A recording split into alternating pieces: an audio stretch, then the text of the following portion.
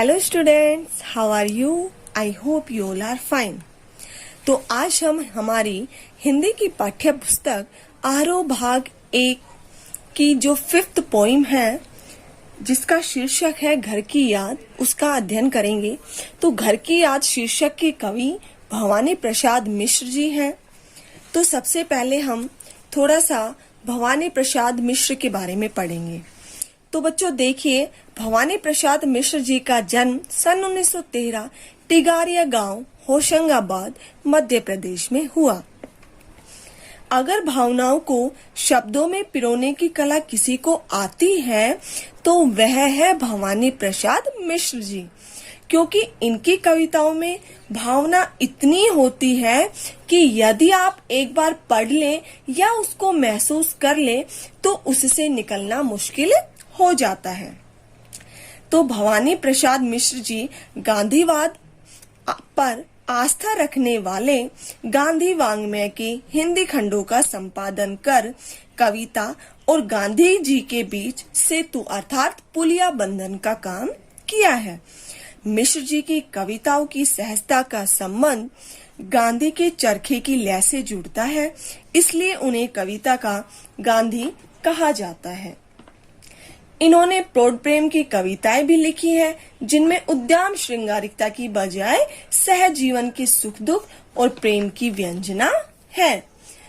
तो बच्चों, पोएम को शुरू करने से पहले मैं आपको पोएम का दृश्य प्रस्तुत कर देती हूँ कि जो ये पोएम लिखी गई है ये किस समय की है। तो देखिए, आप ये जानते तो होंगे ही कि कवि को सन 1942 में भारत छोड़ो आंदोलन में भाग लेने के दंड स्वरूप उन्हें 3 साल के लिए जेल भेजा गया था। सावन महीने की एक रात में बहुत तेज बारिश हो रही थी, जिसे देखकर कवि को अपने घर की याद आने लगी। अपने परिवारजनों की, माता पिता, भाई बहन, उन सब की इनको याद आने लगी। और उस समय उन्होंने सावन को दूत बनाकर उससे अपनी कुशलता का झूठा संदेश देने को कहा, जिससे पुत्र वियोग में दुखी उसके माता पिता को थोड़ी क्या मिल जाए, सांत्वना मिल जाए। तो आइए बच्चों, अब हम शुरू करते हैं अपनी पोएम घर की याद। तो बच्चों, आज हम इस वीडियो में हाफ ही पोएम रीड करेंगे क्योंकि ये काफी लंबी है। तो देखिए, फर्स्ट पैराग्राफ। आज पानी गिर रहा है, बहुत पानी गिर रहा है, रात भर गिरता रहा है, प्राण मन घिरता रहा है। बहुत पानी गिर रहा है, घर नजर में तिर रहा है, घर की मुझसे दूर है जो, घर खुशी का पूर है जो।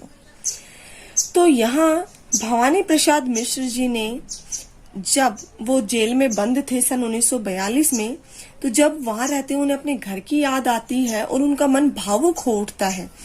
तो उस वर्षा को देखकर कवि के मन से क्या शब्द निकल रहे हैं, तो आप उनको देखिए। आज पानी गिर रहा है, कवि कह रहे हैं कि आज खूब वर्षा हो रही है, खूब पानी बरस रहा है, बहुत पानी गिर रहा है और वर्षा तेज होने के कारण बहुत ही पानी गिर रहा है। रात भर गिरता रहा है, कि जो ये पानी है वो रात भर गिरता ही रहा है, प्राण मन घिरता रहा है। ऐसे में, यानी कि जब बहुत पानी गिर रहा है तो ऐसे में मेरे प्राण और जो मेरा मन है उसमें मुझे मेरे घर की याद आ रही, अर्थात मेरे प्राण और मन में मेरा घर है वो घिर रहा है। उस समय उस वर्षा के जल में वो तैर रहा है। बहुत पानी गिर रहा है, घर नजर में तिर रहा है, कि जो घर है वो मेरी नजरों में तिर रहा है, अर्थात मुझे बार बार अपने घर के लोगों की याद आ रही है। घर की मुझसे दूर है जो, घर खुशी का पूर है जो। घर, और कौन से घर की याद आ रही है, कि जो घर अब मेरी दृष्टि से क्या है, बहुत दूर है। वह घर जो किसी समय खुशियों का भंडार हुआ करता था, लेकिन वो खुशियों से परिपूर्ण घर आज मुझसे दूर है। सेकंड पैराग्राफ देखिए। घर के घर में चार भाई, बायके में बहन आई बाप के घर, हाय रे परिताप के घर। घर के घर में सब जुड़े हैं, सबकी इतने कब जुड़े हैं, चार भाई चार बहनें, भुजा भाई प्यार बहनें। घर के घर में चार भाई। अब इस पैराग्राफ में कवि मिश्र जी बता रहे हैं कि जिस समय वो जेल में बंद होते हैं उस समय उनकी जो बहनें हैं वो उनसे मिलने के लिए अपने माता पिता के घर आती हैं और उन्हें दुख की प्राप्ति होती है। घर के घर में चार भाई, मायके में बहन आई। कवि कहते हैं कि उसके घर में चार भाई हैं और जो उनकी विवाहिता बहनें हैं, आज वो बहन आई बाप के घर। आज वो बहनें अपने माँ बाप के घर मुझसे मिलने के लिए, मेरे बारे में पूछने के लिए आई हैं। हाय रे परिताप, परिताप अर्थात दुख, हाय रे परिताप के घर अर्थात जब वो मुझसे मेरे बारे में पूछेंगी तो मेरे बारे में जब उनको जानकारी मिलेंगी कि मैं इस समय जेल में बंद हूँ तो उन्हें क्या किसकी प्राप्ति होगी, दुख की प्राप्ति होगी। अर्थात वो अपने माँ बाप के घर आकर भी उन्हें दुख की ही प्राप्ति होगी। घर के घर में सब जुड़े हैं, सबकी इतने कब जुड़े हैं। घर के घर में कवि कह रहे हैं कि मेरे घर में जो हम सब भाई बहन हैं वो आपस में एक दूसरे से बहुत ही प्रेम करते हैं, बहुत ही ज्यादा लगाव रखते हैं। सबकी इतने कब जुड़े हैं, हमें महसूस ही नहीं हुआ कि हम सब इतने कब आपस में जुड़ गए, कब एक दूसरे से इतना स्नेह करने लग गए। चार भाई चार बहनें, मेरे घर में चार भाई हैं और चार ही बहनें हैं। भुजा भाई प्यार बहनें, जो मेरे भाई हैं वो मेरी भुजाएं हैं और जो मेरी चार बहनें हैं वो मेरे लिए स्नेह अर्थात प्यार का क्या है, भंडार है। थर्ड देखिए, और माँ बिन पढ़ी मेरी, दुख में वह गढ़ी मेरी, माँ की जिसकी गोद में सिर, रख लिया तो दुख नहीं फिर। माँ की जिसकी स्नेह धारा का यहाँ तक भी पसारा, उसे लिखना नहीं आता जो कि उसका पत्र पाता। अब इस समय इस पैराग्राफ में कवि मिश्र जी क्या बता रहे हैं कि कवि अपनी माँ को याद कर रहे हैं, उन्हें उनकी ममता की याद आ रही है, उनकी गोद की याद आ रही है और वो अपनी माँ की ममता को याद करते हुए कह रहे हैं कि और माँ बिन पढ़ी मेरी, की जो मेरी माँ है वो बिन पढ़ी हुई है अर्थात वो अनपढ़ है, उन्हें पढ़ना लिखना नहीं आता। दुख में वह गढ़ी मेरी, दुख में गढ़ना अर्थात दुखी होना, बहुत ज्यादा दुखी होना।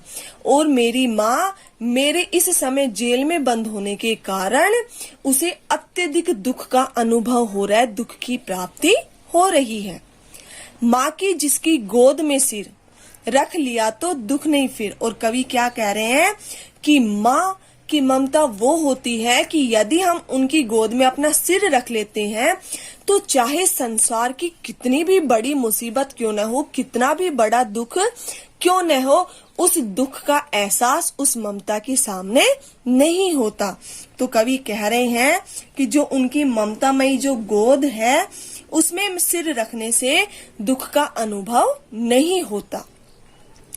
माँ की जिसकी स्नेह धारा यानी जो प्यार का प्रवाह है, प्रेम का जो प्रवाह है का यहाँ तक भी पसारा। और कवि क्या कह रहे हैं कि जो मेरी माँ है जो कि मुझसे अत्यधिक प्रेम करती है, उनकी प्रेम की धारा, उनका प्रेम का प्रवाह का मुझे यहाँ तक अनुभव है अर्थात पसारा फैला हुआ है।